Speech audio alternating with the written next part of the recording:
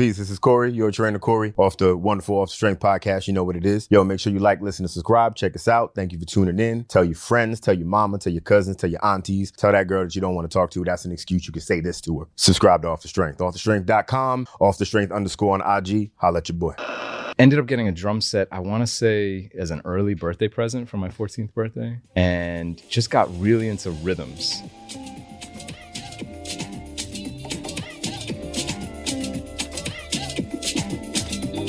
I guess I was always playing on the table. I think that's what my parents ended up doing. It was like enough with playing, da da da da da on the table all the time. Got me a drum set, and that was really where I dove into music for the first time. Something about me is when I get really into something, I get really obsessed with it, and I go really deep and go hard. Try to learn everything I can about it. Good, everybody. What's good? Welcome back to yet another episode of Off the Strength, where we're giving you the inside look into all things wellness culture. I'm a trainer called Tony, and of course, with me, I have some gentlemen of extraordinary league guys. Let's go across this couch and introduce ourselves, please. Your trainer Corey, aka your favorite trainer's favorite trainer. KR Jones is in the building. That's right, folks. We are back. And ladies and gentlemen, boys and girls, listeners of all type from near and far, you are now in store for a treat because we have a very special guest in the building with us today. Now, fellas, I got to be honest with you.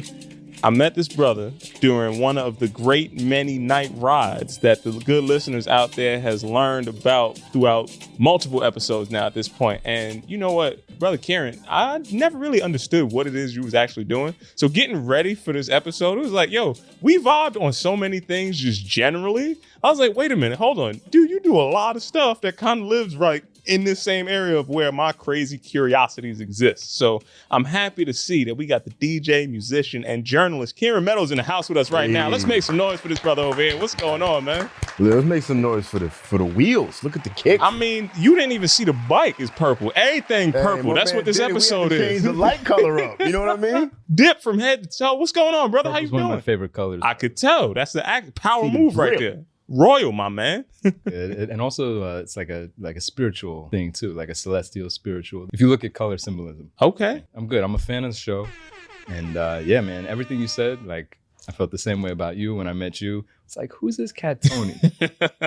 Everybody, when we were doing these night rides, like everybody was checking each other out, but it was all kind of new and fresh. And you knew the one thing everybody had in common was we all like to ride bikes. So you knew you had something in common, right? But it was like, that's all I really know about you. It's pretty much. I get to know you. So as we went along, it's like we got these little side conversations here, side conversations there. Yeah, man. Got to know Tony a lot better. Later in the summer, got to know Kyle. My man. Looking forward to. I keep it mysterious. You know what I mean? I try to. Corey's gonna get this bike ready. We're gonna get him on the road. I've heard on previous shows. Yeah, we're gonna get him right, man. And one of the things that was genuine about it, so often before, like last year, when you would meet people, at least for me, it would be like the first thing you would ask somebody is what it is that they did, right? And I feel like we had a whole friendship build before I even got a chance to actually understand where that was all coming from, man. So I again, just shared interest. I was like, yo, this brother's into music. Yo, he's into a lot of the same fitness stuff. He's interested in all this and never actually understood where that's going. So I can't wait for the listeners to actually hear and understand where you're going on that side. Which, by the way, is something that's rare in New York City. Exactly. A lot of times the first thing when you meet people, it's like, what do you do? Yeah. Say what you do. How much is your rent? Where you live? Mm-hmm. If somebody asks me where how your much my mama rent stay, is, where your grandmama stay. Yeah. Never ask me that on the intro. No, it's not. Dude, how much you paying rent? Respectfully. Yeah, the response is not going to be what respectful. circles are you moving in, fam? All right. We're going to just act like that's not a thing. That's a thing. No, it shouldn't be. I've never heard that. You should not. What's in your savings ain't your checking? Yeah, exactly. We got to change the circles, man. Which is social? No. None of this is okay. But we are going to get the show started. We're going to get this ready to rock. My brother, we got to set my man Kieran up the right way. Does anybody want to throw that over to my man? My guy. So you know how it goes. You listen to the show. You know what the question is coming. Where were you when you first fell in love with this fitness wellness thing? I'm going to be fully honest. I gave a little bit of thought to this because I like it. That was professional, man. I appreciate that. Got to know what I'm getting into. I have an interesting relationship with wellness in general. So my parents, super progressive, super new age, hippie folks. And, they brought me up vegetarian. The food was always like a major thing, eating healthy. since I was young. I don't really know any other way from back then. Obviously, like later in my life, I figured out my own diet situation, which we could talk about at some point. But that was like a huge thing. And then my parents were doing yoga. We were, my mom especially was into alternative modalities of healing and like medicinal things. She was into herbal medicines, into homeopathy. So for me, this was like the background. This is like what I was around. So obviously, as I grew up, it's like I do it. It's like what comes naturally to me. But at the same time, I was trying, I was going to rebel a little bit. So it's hard to pinpoint an exact moment. I would say that I was extra exposed to it. It's just me and my sister and then my parents in Brooklyn. And when I was about 6, I think, they took us to this place called Omega Institute in upstate New York, which now if you look it up, it's like it's a yoga, it's a healing. I don't know if you guys are familiar with it all, in Rhinebeck, New York. Super expensive now. This is like in the late 80s. It's like not like that. Super hippie. We're talking like, 15, 20 years after the major hippie movement was happening. And I guess the 70s even more so. Anyway, by the late 80s, Omega was a lot of meditation, a lot of yoga. They had a week called Family Week. And my parents took me over there during the summertime. And it was like, it's like hippie camp. And like all the kids are running around, you're eating vegetarian meals. So I'm very blessed. I was brought into this, as a young kid. And, the other thing, it's actually just reminded me because I saw your shirt, was that, I don't know if you remember, with all the Phil Jackson, coming to Chicago, he brought this whole like mindset of mindfulness and meditation to the Bulls. And then I guess later to the Lakers, I'm assuming. And Phil Jackson used to teach this, I think it was a course called Beyond Basketball or something like that, at Omega. And, so that was what it was kind of known for at the time. It was like, oh, Phil Jackson, this like new age guru teaching the Bulls meditation and mindfulness. And that's why they're, crushing their opponents and winning all these championships. Mind you, they have like Jordan and Pippen and, Yeah. Anyway, but it was a big part of it, right? Yeah, especially if you just watch that NBA. What was that called? That was just on The Last Dance. The Last Gotta Dance. watch. Thank you. I think Jordan might have been a little helpful in that whole championship. I'm still calling Rodman all day. That's where I'm at. Well, yeah, he's in the later, Shoot the J, later, Scott. the later three-peat, I guess you'd say. Anyway, so I was exposed to all this like new agey, hippie wellness stuff early. So then again, my relationship is weird because I've always struggled to figure out what my place in all of this is. And, it took me years to get into meditation. Really, I've only gotten into meditation in a consistent way only in the last 4 years. Mm-hmm. And, things like yoga, I still don't do yoga, but we all have to find our own path. So there's not just one kind of wellness that you could do, right? For me, I love riding bicycles. So, and that's another thing. Bless my parents, they're still alive. But, they were big bicycle riders. I got into riding bikes when I was really young. Always kept up the love. We were always riding in the city in Prospect Park. And, here we are today, all the way up to the Night Riders. So Hey, man. it's like a push and pull of what kind of wellness I'm into. And then, of course, wellness got very trendy in the last decade or so. So again, it's like hard for me to pinpoint it, but hopefully that gives you like It's a good of tapestry. context. Yeah, a lot to play with inside there. What neighborhood were you in Brooklyn? So I was actually born in Manhattan, technically. Right on. And then before I was a year old, we moved to Park Slope. Okay, right on. And again, this back in the 80s, early 80s, actually. It was a very different place. Obviously, the whole city, and then Brooklyn, especially those neighborhoods. It was starting to gentrify at the time. Like I was probably in the early to mid 90s, Park Slope got much more gentrified and turned into much more of what it is today. Although even now, it's like past. Is there a thing called past gentrification? I don't know. I mean, I think it would be waves of it. There's levels. Right. There's Yeah, levels too. Definitely. Definitely. I mean, for instance, like my childhood, the schools I went to were extremely diverse. Mhm. I went to my local school. Shout out PS 321. There we go. I was fortunate enough to be exposed to a lot of different people growing up, and that all informed my mindset and who I am today. Yeah, man, it comes through palpably, brother. I mean, I've always known Park Slope to be a nice mixture of different types of people. So I went to school, Bishop Ford, which is on 15th or 14th in Prospect Park West. Right. That's where my high school was. We were coming and I was busing across from Bed-Stuy. So I got to see a nice little swath once you cross Eastern Parkway. Hey, this park looks a little different on this side of the park. Totally. On that side of the park, looks completely different. Going back to just even some of our times in the summer, this grass looks different on this side. Some parts of Brooklyn, Eastern Parkway might as well be a railroad track. It's a different spot. It's interesting. Like public space, open spaces are always really interesting interesting in that regard because Prospect Park, for instance, if you rode a lap around the park, it was very evident which part of the park you were in. Exactly. By the playgrounds, by the people you saw, by the culture that existed, The or music lack you of. heard. The music you heard. Yeah. Right, the music, exactly. Yeah, and that's the thing that I like about New York. It's a constant story of evolution. It's a constant story of change. And it's,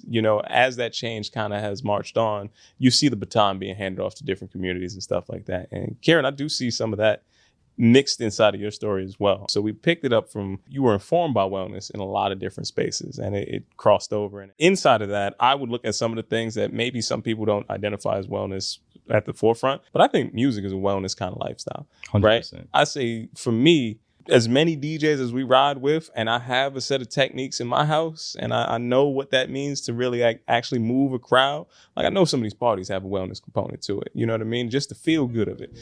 Sure. Talk to me a little bit about where that side of your interest come into play, and like what started to get you into that rhythm exploration. So I think this is interesting. I actually my parents are not very musically inclined, so I don't have my parents playing music all the time. I don't have any of that. They had music in the background sometimes, but it wasn't like that's how I learned and that's how I got into music. I actually didn't really play any music. I was an athlete. That was what I did. My parents had me out playing soccer, baseball. I played roller hockey at one point, basketball. I was playing everything, right? So that was what I did, like all the way up through junior high school. Matter of fact, I was bussed out to, Mark Twain in Coney Island, Mark Twain Junior High School. No. Technically, Mark Twain for the gifted and talented. So everybody, and the point of that was everybody has to test in like with a talent. And my talent was athletics talent. Basically glorified gym. Okay. Word. Right on, man. Which was You cool. athlete. Which was Come really on, cool. athlete. What you here for, man? Yo, I got a gym scholarship. That's what's up. Gotta be an athlete. So that's what I did. So music wasn't a, it was a little culture shock going out there too. That was like deep South Brooklyn like that. Mm-hmm. Definitely a culture shock. So my exploration into music really came probably just before high school. So this takes us back to Omega Institute. Yeah. There was a course or a camp. I don't know what you would call it. These people that ran this thing that was called the Adventure Game Theater, based a lot around improv acting. I also did a lot of acting when I was younger. Mm-hmm. My dad was a writer and was into theater in his time in the city going back in the 70s. So he got me into some of that.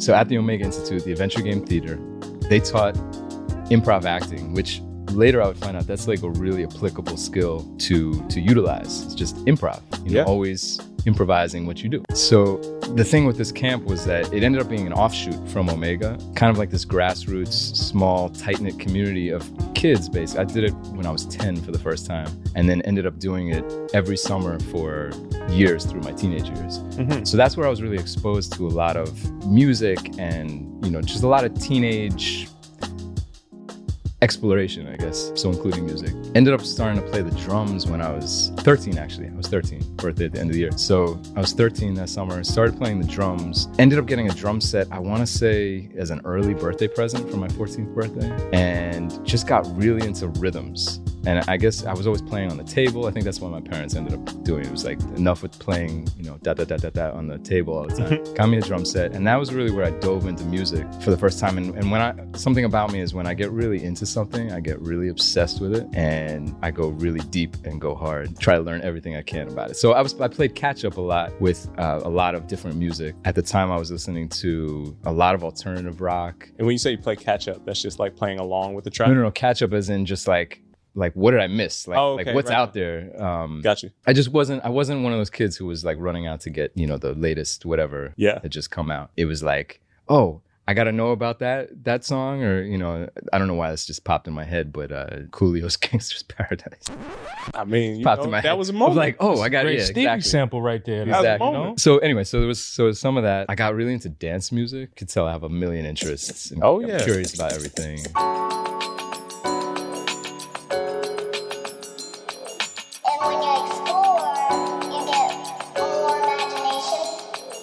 I got really into dance music. I was introduced to the party in the mid 90s. This is like the party scene, the dance, rave culture, all that. I got introduced to jungle music, which is the kind of a precursor to drum and bass out of the UK. Jungle sampled a lot of reggae and a lot of Caribbean music. And I was already, I knew about Bob Marley, and we would be listening to Bob Marley, and the Wailers live shows while I'm at this camp, the Adventure Game Theater again, cooking, because that was the other thing. I randomly took a cooking class, which was at the time still called home ec, which is really funny. I'm 11, 12 years old taking cooking class at Mark Twain Junior High School. But it was actually cool because I learned how to cook. Beyond that, my mom loves cooking, so she taught me a lot. Fast forward to that camp, there was the offshoot. Because it was an offshoot, they created their own thing. It's all teenagers, like 25, 30 teenagers, 40 teenagers maybe, and about 3 adults. Running a new camp, improv acting, there's a bunch of other stuff. It's like learning how to be responsible about different things in life and a lot of exploration, but we won't get into some of that. I mean, that world, you're teenagers, so you already know what it is. That's the after dark right there. That's the after dark. My mom and dad are probably listening. Nothing, they know everything. That's the Off the Strength After Dark show. You're all right, Joe. And cut. No. The point I was getting to was that I'm 16 years old cooking for 40 people at this camp, vegetarian meals with my ex-girlfriend now, who's also, I think she was like a year older than me. So 16, 17 years old. Listening to Bob Marley in the background, it's like we can't get any more stereotypically hippie than this. Did you have shoes on at that point in time? Yeah, I was never that one of those barefoot more, hippies. That's what I was about to say. That would have been more stereotypical. I like to keep my feet nice and soft. I like that. See, there we go. But it was a roundabout way of getting into music, and again from there it was just I took off. I started DJing because of dance music and because of jungle music. About a year after I started playing the drums, and to me it all fit perfectly together. It was rhythm. I was learning how to mix and blend. I ended up getting turntables. I got this like Gemini package of, the whole everything, mixer, the speakers. I still have those speakers. The mixer, the turntables. It was one of those special deals at some random audio spot in South Brooklyn. Got the whole thing. Ended up going to get records, a lot of jungle records. Ended up going to rock and soul at the time, getting records. It was just a different time in the vinyl era. Of course, records cost a lot of money. Yeah. So I ended up not really going hard the way some people really like got everything. I was like dabbling a little bit. I would get my choice records. I got really into a lot of reggae, 45s. Spent a lot of time going to Jamieland in Manhattan, going to Beat Street, Fulton Street, and just getting a lot of 45s. And that was really my introduction to just a ton of reggae and a lot. Obviously, Caribbean culture in Brooklyn is everywhere, so it's kind of like around and you're absorbing it. But my personal like dive into the pool was just going record shopping and just being around folks. Of course, it was like, who's this kid? So the guys who were working these places were like, "Yo, I'll put you on." It was kind of cool to. In retrospect, it's kind of cool. At the time, I was like nervous and like this whole world. I'm young, but that's how I got into music, and from there was really no looking back. Man, I love that. And music is exactly what you said. It's totally vibes. It's totally, the energy can change completely based on what you play in a space. I think people know that on a subconscious level, but I don't think people realize that your average person who goes out. And that's why as DJs or music lovers, I know you're one. I'm assuming you guys are too. For 100. sure. Yeah. You know it. That's what it is. Well, that's the impetus for people going out. They want to feel better. They're going out for you. That's the whole thing. So you actually dispensing good times, energy, right? That whole thing. So I know both of these brothers over here are definitely versed in that same music side. What are you thinking about as you're hearing the unfolding of my brother Kieran's music legacy over here? How you feeling about that? Man, as you lay down this foundation, I'm thinking about, you keep kind of going back to the Omega Institute and like that hippie lifestyle. And when I think of that, I think of just the embrace of music and the embrace of people and love and like good energy, man. And I'm thinking about, preemptively, Tone sent us the list of like, your accolades and all the above before you came. And man, I'm just looking at the list of places that you've DJ'd at that like has so much energy back in the day. I'm thinking of like the Kinfolk and like the Louie and Chan and Lot 45 and Friends and Lovers, like all of these different Brooklyn vibes that is everything you speak of, where you would hear that Caribbean influence or you would hear the vibes. Like one of the best things I learned about being in New York was find a dope DJ, follow them wherever they go, and that's kind of how it opens up the lifestyle. So I guess you know, in part to that, my question to you would be, you know, how did you make that segue into, you know, the New York nightlife, and what was that like? Like, what were some of the lessons you learned along that way? It's a great question, and it's also the way you summed it up is perfect. So, as with everything, totally interesting roundabout story. Often in my life, I've gone hard with things, and then I, you know, totally something else for a while, and back to that thing. Why did I stop doing that? It's called a Go back pivot, to it. you know? So that's the way, if you follow the through line from my teenage years with drumming, with DJing. At different times, I was way more focused on one and the other. With drumming, I ended up playing in a band in college, a hip hop band that was moderately successful at the time, and DJing obviously in college. So my last DJing, really, just to get at your question, was really in college. And I came out of college in 2004. I went to Wesleyan University in Connecticut, which has a huge amount of New York kids. You know, it feels very much like an extension of the city in a way. But that was the vinyl era. Pre-Serato. Serato probably starts coming into existence in the following years, like in the mid-2000s. I didn't jump into Serato at all. I was like, I'm hanging up my turntables or whatever. I'm done. Really? I got my record collection, but it wasn't a huge record collection, so I didn't feel like I was throwing it all away. But I was like, you know what? I did my thing. You know, I was the guy who was known for, at the time I was playing a lot of dance hall because I had those records. And at the time, that's what it was. You had to have the actual physical record. Yes. So, you know, coming out into the world, it was like, well, I'm not gonna be the dance hall and reggae DJ, you know, at 21. Like, I'm just not me. Like, you look at me like that's not the dude. So I hung that up, did some other things, which maybe we can get into, maybe not. But I mean, it's fine if we do. It's a whole other world. But I didn't come back to DJing until this past decade, early 2010s. And when I came out of college, so this is back in the 2000s again, I was going out like a lot. I just, you know, I was in my 20s, loved going out. New York City was in a weird place at that time. You know, the city's always cycling through spots, right? So there's always the new spots, and then that becomes the spot. And then that's not the spot anymore. There's a new spot. That's the spot that everybody's like, oh, you still over there? You remember that spot? Yo, you still over there, man? We over here now. So a lot of going out. I love dancing. I love moving. So that's a big, you know, I love music. So I just love to move. So I did a lot of that. And then I was like, wait, I DJ'd. Why don't I get back into DJing now that I'm seeing everybody with laptops suddenly? Like, I could do that again. So I got back into it, went crazy hard into collecting music in the digital realm. And in the digital realm, it's like, you could have everything in the world.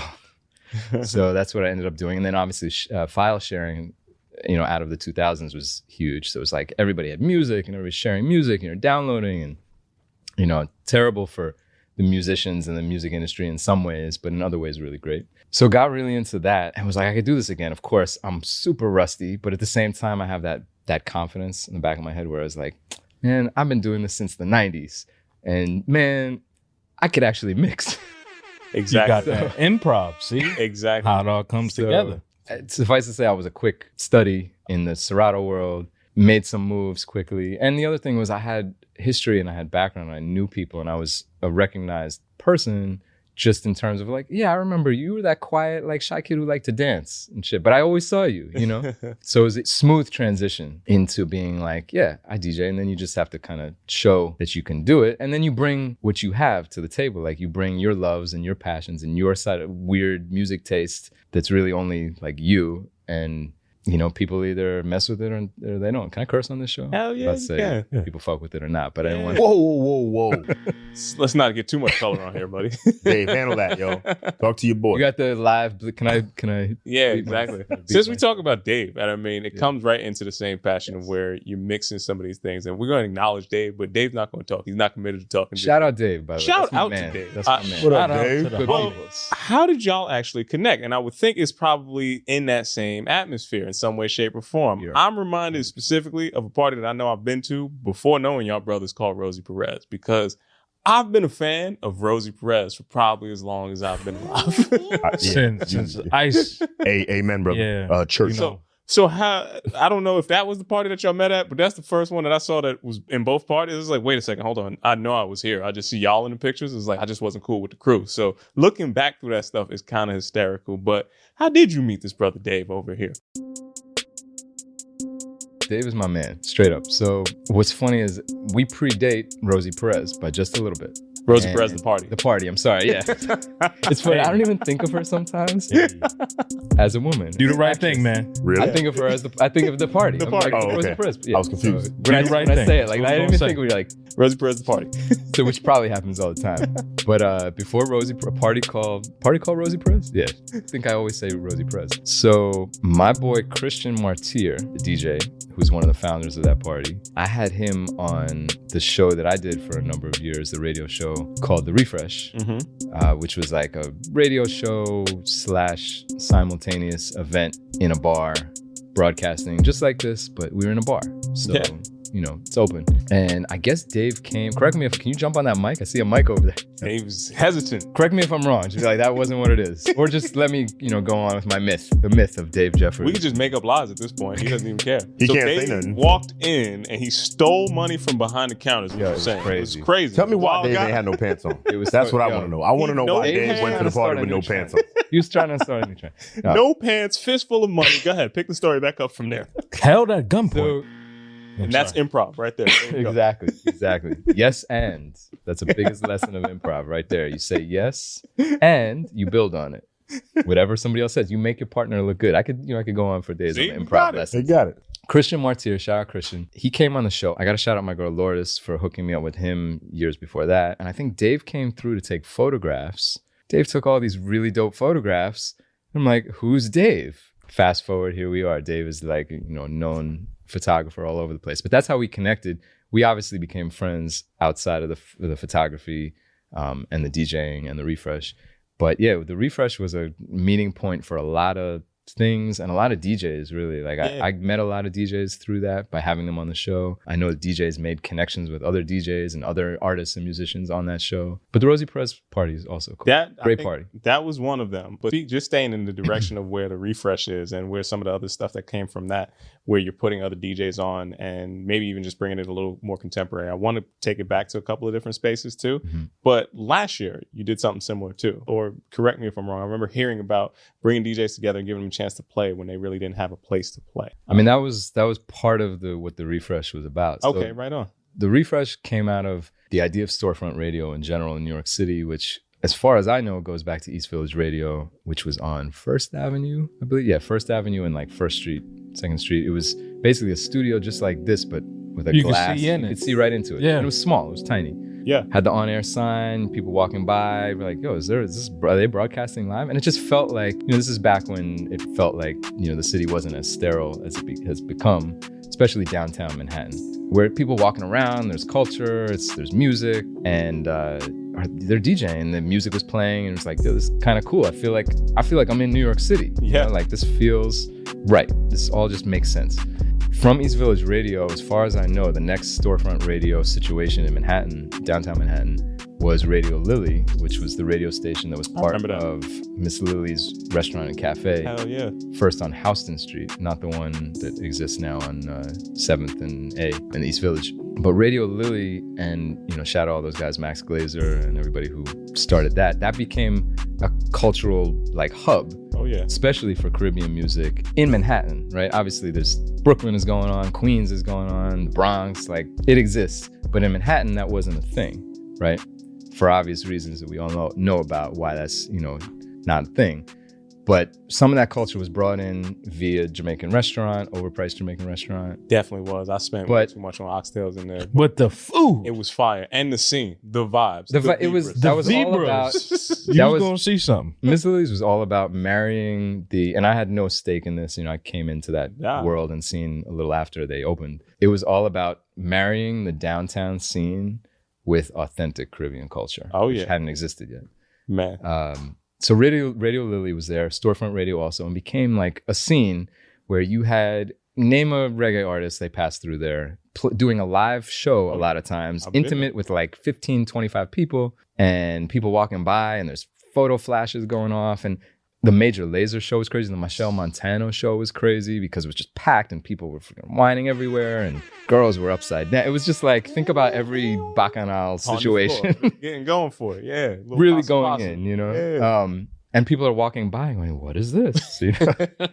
But it was a vibe. Look and at the try rating. The thing about that kind of vibe is that's why people come to the city. That's why people want to be here. They want to be a part of this energy, which goes back to what you were saying about vibes, also what you were saying about just that love. You know, people want to feel that. Like, we don't have enough of that human connection in the world, especially during the pandemic times.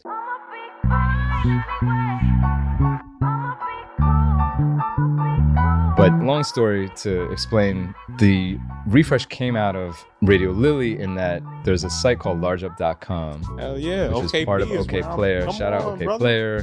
Not as much now. Different management and everything, but Questlove, shout out Questlove and all them, Dan Petruzzi back in the day. For the OK Player umbrella, largeup.com was sort of like a subsidiary of that in a way, all focused on Caribbean music, culture, lifestyle, all that. And I started writing for that in the early 2010s and also started working on their radio show. So I got to see that everything I'm describing of all these shows and intimate performances up close, because that was what we did. Weekly show. I was meeting, some of my musical idols, it's like suddenly it was just one of those things where I was like, wow, I'm like part of this now. It was that moment, right? Yeah, exactly. And the thing was, I wanted to play more than just Caribbean music. I love reggae, love dancehall, love soca, love all that. But I wanted to play that, and I wanted to play other stuff that I liked. So a lot of soul music, a lot of neo soul, quote unquote, a lot of hip hop, a lot of kind of what was coming out of the beat scene in LA in the late 2000s, in the Soulection world, future beats, all that kind of thing. I wanted to marry all that stuff together because I felt like nobody was doing that. So I wanted to play all that. That was all this like really good vibes music before good vibes sort of became this cliche. All that kind of music in a space that would allow people to meet, connect, have real interactions, warm, like where people were friendly. It felt like New York was very cold sometimes, right? A little pretentious. A little bit like, if I don't know you, I'm too cool to know you. Or like, if I don't fuck with you already, I'm just like, I'm a little wary, right? That's just, it's the vibe. I wanted to like knock all that down and create a space that was warm. We did it on Monday evenings. So it was like more of like a date night, low key, and early evening. It was like a 6:30 thing. And the other piece of it, going back to your question, was it was a place where I wanted to bring on DJs who really were new to the scene. Either they had just moved, or they had just gotten into DJing, or they were just trying to make a name for themselves for the first time and had no place to play, or had places to play but couldn't play what they wanted to play. So I wanted to make a space where it was like, you could play whatever you want to play. Here's what we play. Like, here's kind of the umbrella, what did I call it? I had a word for it back then. I was like, this is sort of the prototype, the space. This is the space that we operate in. Play whatever you want to play. This is the vibe, right? Knowing that, in 5, 6, 7 years down the line, you all are going to become the hottest DJs in New York, right? Because that's how it always works, right? It's like somebody has to give you your break. Somebody has, not that I was giving people breaks. I don't want to give it that kind of idea. It kind of sounds like that though. Yeah, as I was saying that, I was like, maybe I don't want to make it sound like that. But if people have a good experience, and again, this is a radio show, so it's not, we didn't have a budget. It wasn't like I could pay people ever, really. Like, I think the couple people got paid when we did bigger events, but just wasn't a budget for it, right? So it's like more of a, you can play what you want to play and just vibe out. Radio show, there'll be an archive that will hopefully live, for a long time, and it does, and it's like a time capsule on SoundCloud. What I hear is a commitment to being, people expert, truthfully, and a people expert that has different disciplines. Now, you can be an artist. I recognize you as an artist from the beginning of the conversation. I'd say true artists, you don't necessarily have to be married to just one discipline. You can take shape, kind of like these cups, and anything that you pour into it, you take the shape of the container that they put you in. You know what I mean? It really is in that Bruce Lee-ish kind of idiom. I'm solid right now, brother. Thank you. Big fan of Bruce Lee, by the way. I could already see, I could pick up the energy from these things. I could see. Be like water. You got, that's what Be the like container, water. I'm reading that book right now. See what the container analogy was. It was all inside that. We kept the package. In that direction, though, I also heard a couple pieces that came up that started off early in that story where you were doing the improv stuff. Now, were you also operating behind the lens at that point in time too, or was it just specifically in the front? And then where does that chapter in your story pick up? So all these things are kind of happening simultaneously. From way back, I was always into film. From like teenage years and video. My grandpa, rest in peace, he was really into technology. He was just one of those guys who loved technology. And, we know everybody like that now, right? but this is way back. So he was really into really anything technology-wise, but specifically at that time, the new VHS video cameras that were coming out, the big ones, like shoulder-mounted. I know exactly what you're talking about. So he got one of those as like, I guess it was his toy. And, thankfully for that, we have all these home videos from way back that, my mom loves to watch on repeat. And it's amazing to have. It's like a real privilege to have that. But again, as like a kid, I was able to put this huge, big shoulder-mounted camera on my shoulder and like shoot and just play with it and get to experiment. So that gave me a little bit of love for just shooting. And, we all want to be a director. We all want to like, create our stories and tell them on screen. And for me, composition was always it was interesting to me. Like I found movement within a frame really interesting. I never got into photography, but I liked movement in a frame. I ended up studying film in college and I thought I was going to be a big film, director or whatever, quickly was disabused of that notion in college. And I was like, this is hard to make movies, like, and you need a lot of money. I ended up not even making a thesis film because it was just too much money. I made like a small little thing my junior year, which I kind of call my thesis film.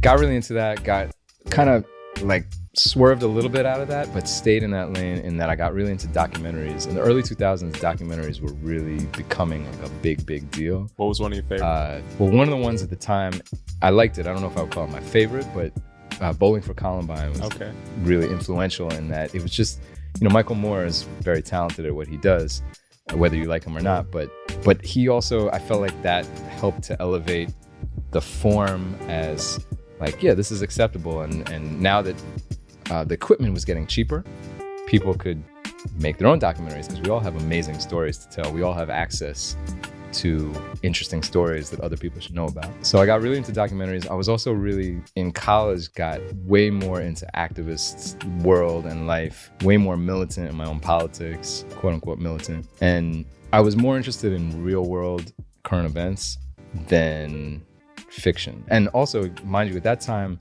this is right around September 11th.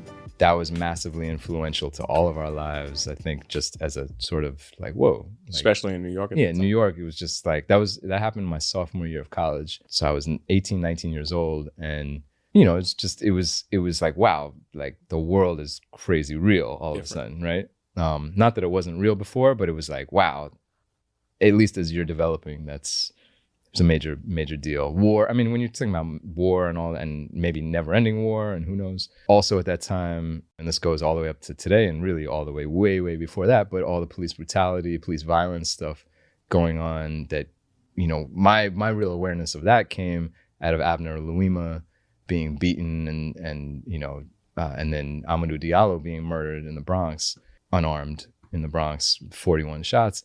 And all of this kind of like dovetailed into a time when I was really coming of age and learning about a ton of stuff and being schooled on a ton of stuff that I didn't personally experience growing up. So all of that brought me to this place of like, I need to talk about real shit. I don't want to, make movies. I don't want to go to Hollywood, even though obviously you can tell stories about real things. At the time I was like, it's documentaries, man. We're making documentaries. So got into documentaries, swerved even more from documentaries. It's all, I guess, evolution, right? It's all evolution. Yeah. I got really into news, became a current events junkie and political junkie, and just was like, all right, I'm gonna be a journalist now. And so that's really where a lot of the filming and the shooting comes from. In all honesty, that was the bread and butter.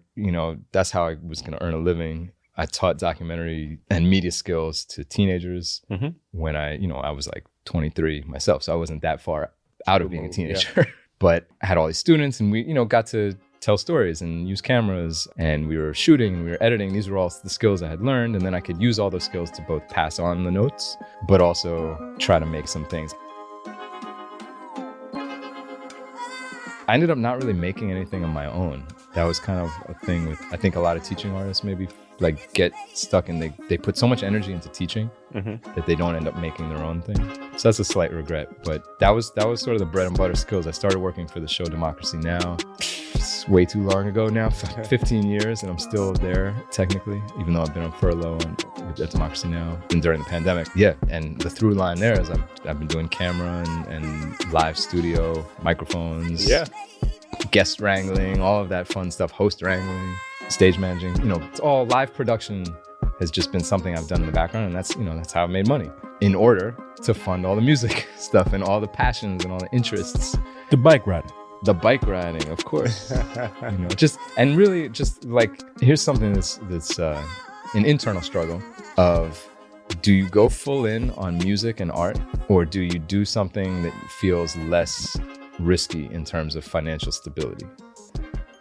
That's this question. At least it's been a struggle for me in trying to figure out what do I do. So my solution was I can do both. I can do this like, 2 careers at the same time. Yeah. So that's where all the filming stuff comes from, and all the technical skills. Ended up going to graduate school for journalism so that I could maybe have a career in that, but have like, I always liked academic stuff, history. I'm a history nerd. So it's like, that was the safety net, but also felt like it informed music in the same way that music was also informing the other pursuits. So it all kind of, to me, there's this idea, and this brings us back to the theme of the show in general, is that holistic wellness is the sum of all the parts, right?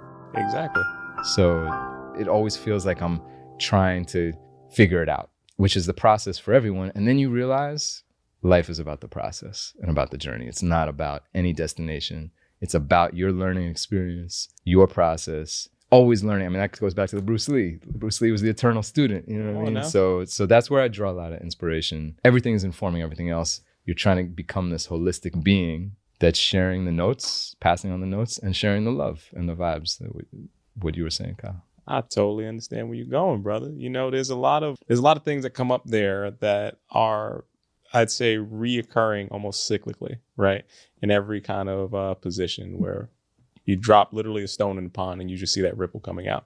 So I asked the question really just to try to understand how we can navigate to let everybody else know the birth of everything that you're doing.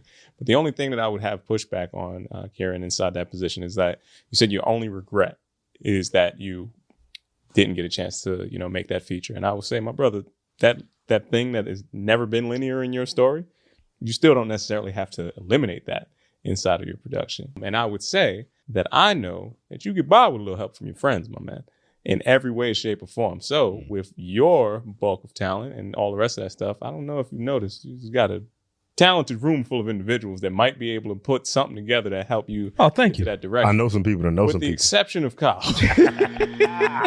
Extremely talented people all around. You got to keep just talented, smart, loving people around you. I even go a step further. And Kyle. They gravitate towards you if you're putting out that energy. Go back to your same direction about, your color theories and anything like that. I think your vibe does attract your tribe.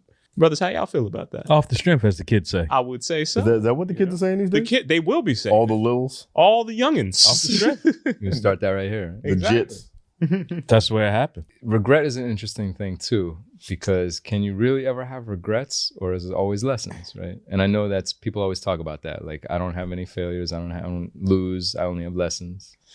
I think there's an element of truth in that if you look at it. Perspective does help you inform that. I do carry some losses because I think the heft of it helps inform decisions being made better going forward.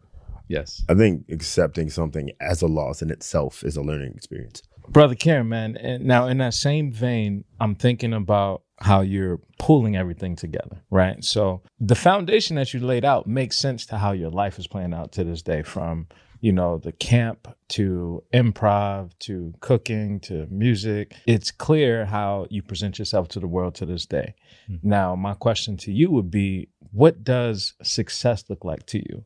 You had that internal battle of, do I dig into the safety net of like academia, or do I follow what I genuinely love and what makes my heart beat? You know what I mean? Like what gives me that pulse. So what does combining all of that look like? Like, end goal,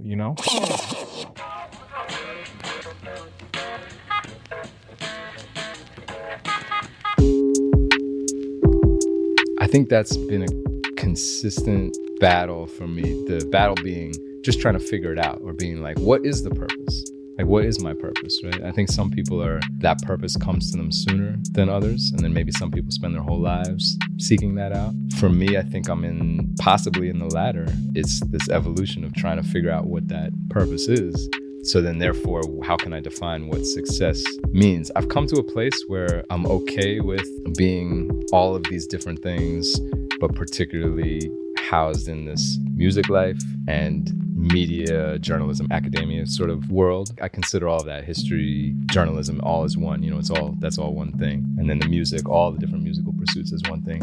And running that dual path actually feels like that maybe that is the path I'm supposed to take, and connect people, because I love connecting people. There's no feeling that's greater than when you see that people connect and they do great things, right? So I think that's one measure of success right there, is seeing people that you've connected do great things or get married. I've introduced, it's actually a few times I've introduced people who later end up married and then forget that I was the one who introduced them. I'm remembering the introduction that you made, and now I'm seeing some context to that here. I'm just trying to I'm understand. gonna stay far away from those introductions. All right, so don't introduce me to nobody. I don't need that kind of. Wait a second. I don't need that in my life. No, I just thought of that part of it. It was like, here I am embracing my singleness. So you just giving it to everybody else. I'm just giving the love to Keeping the everybody. freedom Love for doctor yourself. over here. I like it. But I've been on this journey of trying to, this internal, like, who am I? What am I doing? What's my purpose for years? And I think going back to the question of success, I think seeing people who connect and do great things is one way. I've redefined success for myself over the years. I read this book, I think it's called Brain Blocks. I have this canon, I call it, of like 5 or 6 books that are like the books that really changed my way of thinking,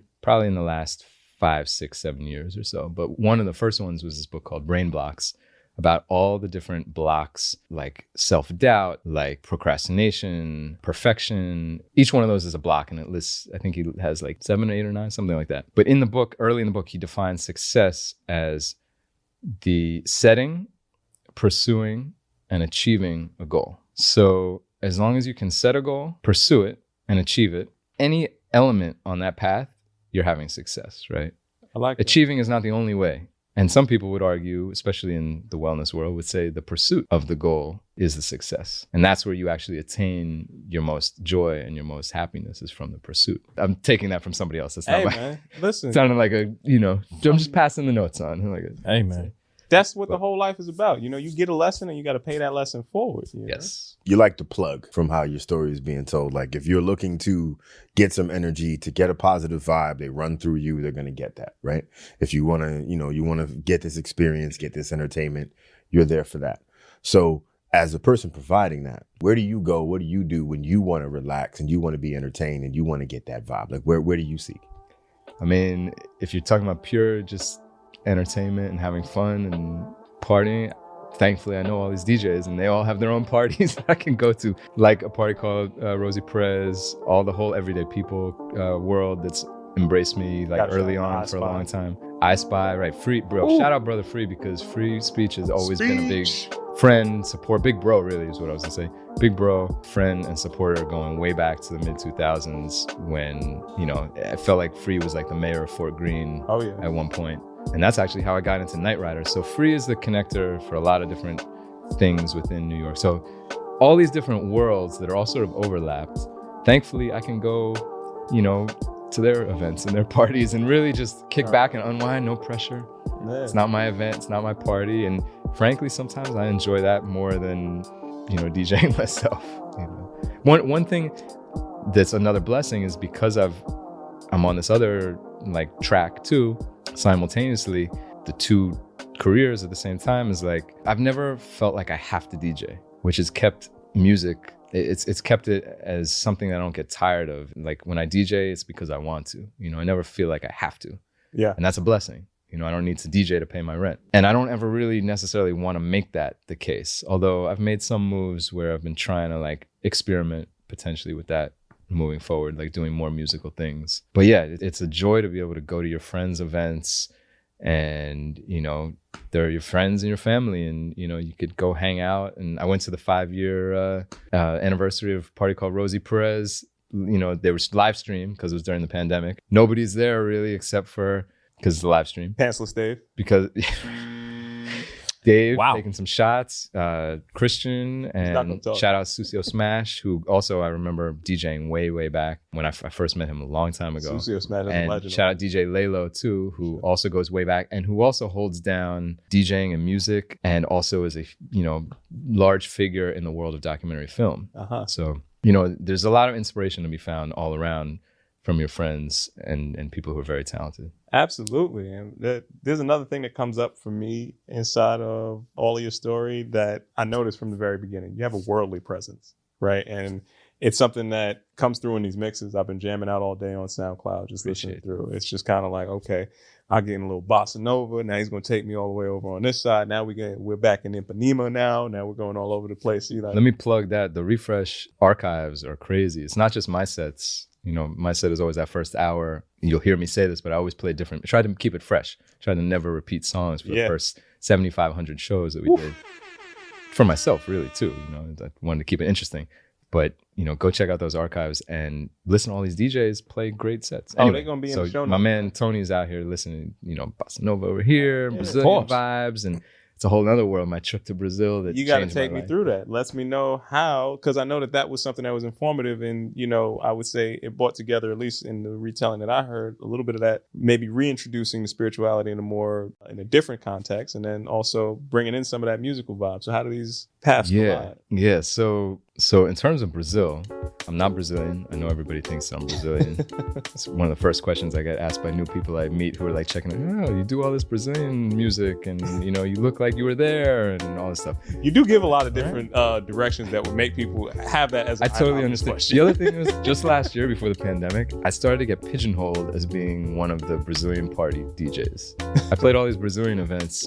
I mean, I did a good job. I understand why I was getting booked for those things, but that was all I was playing for a little while running up to the pandemic, which, no complaints, but I do more than that. But Brazil was always a place going back to college. One of my best friends in college, who was also in my band, Illegalize, my best friend, John Souza, MC Manifest, he's Brazilian, from New York, from Harlem. Both of his parents are from Rio de Janeiro.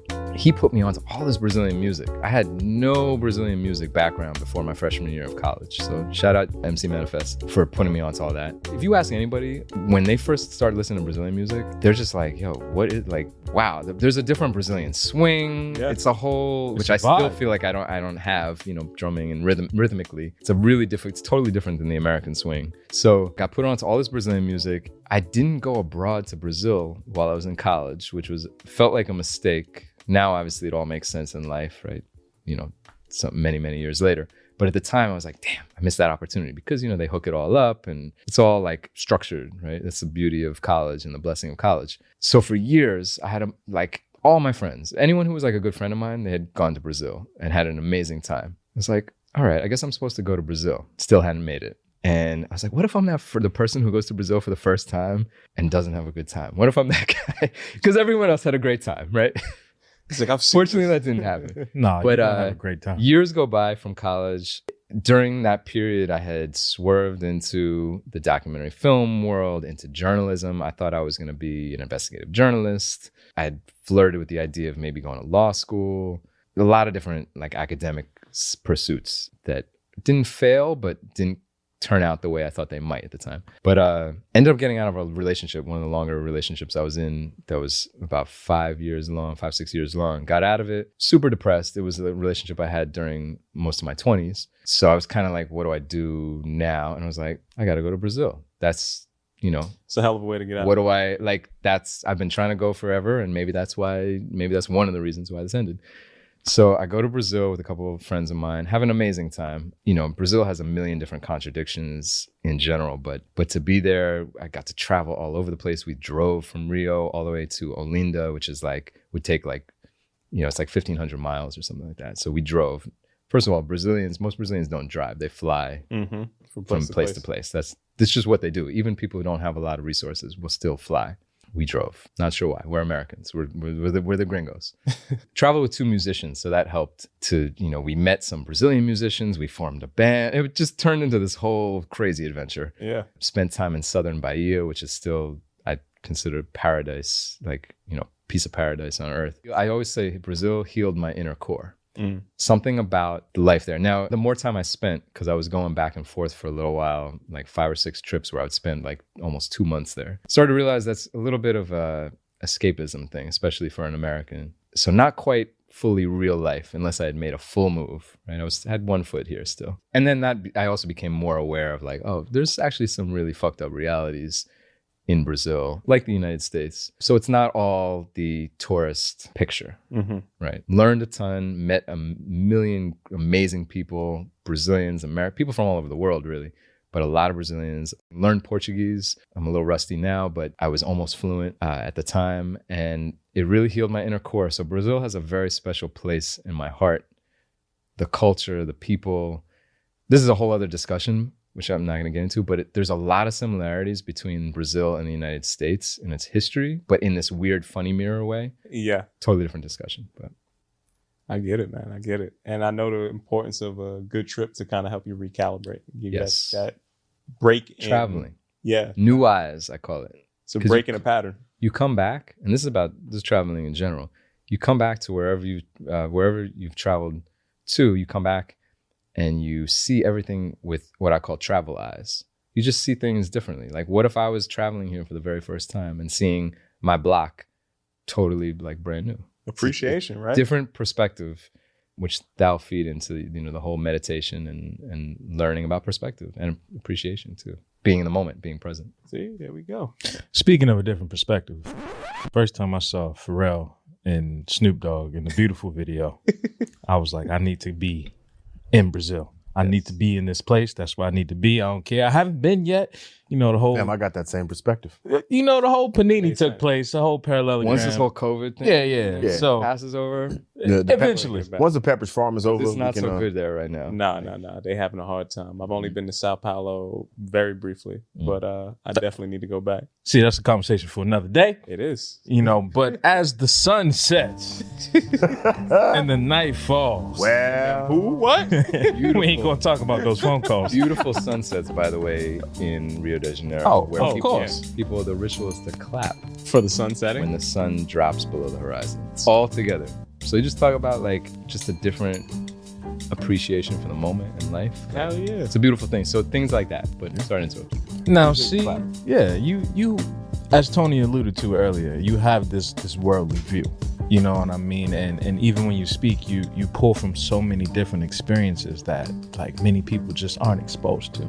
So as we come to a close and we like to wrap the show, man, I have to ask, off the strength, of course, what could you give our listeners to put their best foot forward, to maybe look at something from a different perspective and take a page out of your book, if you will, for a worldly view to pursue, whether that is, 2 careers at the same time or something they're passionate about? Like, what could they do to take that step forward? Well, something huge in my life, which is not necessarily along those lines, but something that really changed. Because I'm always trying to, get better. I'm always trying to improve, right? Constant self-reflection, constant trying to become the best version of myself, reach my highest potential, right? Meditation. That really has changed my life in the last 4 years in ways it's really hard for me to describe.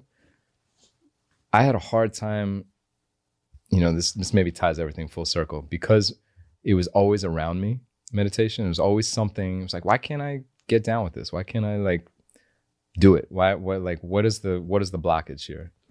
I finally came across this book. It was called Joy on Demand. Mm. I don't know why this book. It's random. It's totally random. It's like by somebody who used to work at Google. I guess it made it accessible. He broke it down to just one breath. He was just like, just take one present breath. And I know that sounds like what everyone will tell you, but if you learn how to do that one thing, no matter what, in any context that you're in, no matter what it is. I've been doing this now for like 3-4 years straight, meditating every morning. I'm still no expert. I still, haven't figured it out. But I was always like, I'm trying to get to a place instead of just being present. And I still don't know if I'm doing it right. But that one breath, that goes for literally any situation you're in, calms you down and makes you present. And when you're present, that's when everything is clear, when you can figure out, what am I doing? What am I supposed to be doing? What decision should I make right now for this moment? Yeah, and just the idea that can lead to like what it is, joy on demand. Life is hard in a lot of ways. Like we all go through a lot of different stuff every single day. We all have our own mental struggles, mental health struggles. We all have, that's like something that everyone really deals with. And as a society, we don't give enough we don't put enough emphasis on how important that part, the breath, is to your mental health, your mental well-being. And I think if we taught kids how to do that from a young age, I think the whole world, like we would all be better for it. I think that's the thing I would say is like, just take one conscious present breath. Learn how to do that. And there's no right way to do it. You'll know when it feels right to you. Like you'll feel it in your body. You'll feel it in that anxiety will sort of dissipate, even if it's for a split second. And from there, you can make all the decisions that will lead you to the success that you desire, to finding your purpose. I think you armed everybody with something that is going to be important. You inject that moment of time is an investment in yourself, that one breath in particular. So as you have just instructed the good listeners out there to take that intentional moment to invest back in themselves, my brother, I have to say thank you. And I have to say, I really do appreciate everything that you shared with us today. And that I know the good listeners out there are going to have to know where they can find you, how they can get all these cool tunes and whatever else you're going to be working on. We need to keep them up to date. We're going to get Dave on this party scene one day, too. So eventually, when we throw in these parties and we could be back outside, I know my man's going to be taking some shots over there. So how can we keep up with your story, brother? Let them know right now. That's you right there. I'm probably most active on Instagram, and it's just at Kieran Meadows. So it's probably written everywhere, but KIERANMEADOWS at Kieran Meadows. Google me and you'll find who knows what, but you'll find a lot of information about me. We're going to put the SoundCloud links and everything on there. We're going to make sure that we get everybody ready to rock, And again, my brother, I can't wait to go on our next ride. I know we're going to be doing all kind of fun. And, we got so much to look forward to with another summer coming across. I can't wait for our next adventure, my man. Yeah, thank you guys. I really appreciate it. Thanks for coming through. You guys are super dope. I've been listening to the show. Meant to say that at the beginning. It's true. Listening to the show, and you guys are great, man. It's just fun to feel like it's like my family, hanging out. We're all talking, hearing from interesting people. A lot of podcasts also get the same guests. You'll see the same guests on all different shows. I appreciate that you bring different people in who aren't necessarily on every single show, and you learn things. Well, the one thing is that we genuinely have to fuck with you. That's like unapologetic. Yes, so I made it. I made it to the there we go bar. I cleared that hurdle. It is. Exactly. How you feel about that, Dave? Yeah, he's still not giving you anything. No love. No love from this guy. By the way, Dave will be on the show at some point. Because you'll see Dave everywhere. Dave is like the mayor. He's everywhere. I already know. He's known so many people behind the scenes that it's going to be a fun time when we do get to have that conversation. But for the next time, once again, it's been another fantastic episode of Off the Train from a trainer called Tony. You're a trainer, Corey. KR Jones. Peace and much love to everybody out there. Until next time, we'll see you soon. Hey, this is KR Jones of the Off the Strength podcast. Thank you for listening. Thank you for tuning in. Be sure to like, listen, and subscribe. Visit offthestrength.com and on Instagram, offthestrength_.